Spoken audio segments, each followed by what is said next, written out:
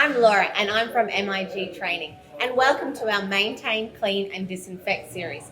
I'm going to show you how to clean a pair of clippers and their attachments. So first, start by making sure that your clippers are unplugged and not turned on.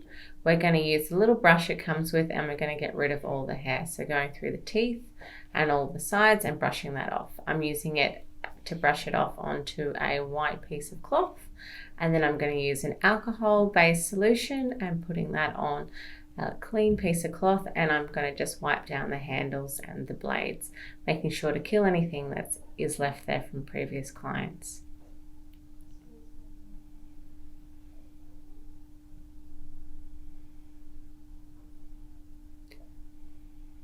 Then we're going to plug it in and turn it on, because I'm going to put some oil into the blades.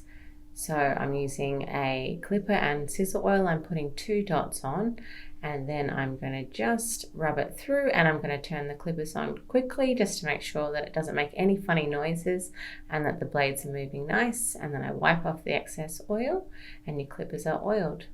Now I'm just checking for bluntness. I'm just running them up my arm to just make sure they don't make any funny noises and that it's getting rid of any hair.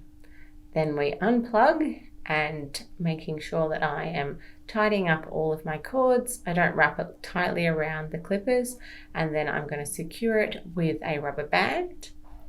Just that way it's nice and tidy and doesn't get tangled. And then I'm going to put them in their clipper container that they go in. That way they're out of reach of anyone and they're nice and safe. So popping that in the container and putting a little brush with it and locking them, and then they're clean and oiled. We're moving on to cleaning the clipper attachments. So I'm just filling up my sink with some warm soapy water, and I'm just using some dishwashing liquid. And then we're going to just pop our clipper guards into there. Give them a quick soak. And then I'm going to just use a scrubbing brush to make sure I get rid of any hair, skin and product buildup. And I'm doing this quite thoroughly on each blade, and this should be done after every service. Then I'm placing them nice and neatly on a clean, dry towel so they can dry out.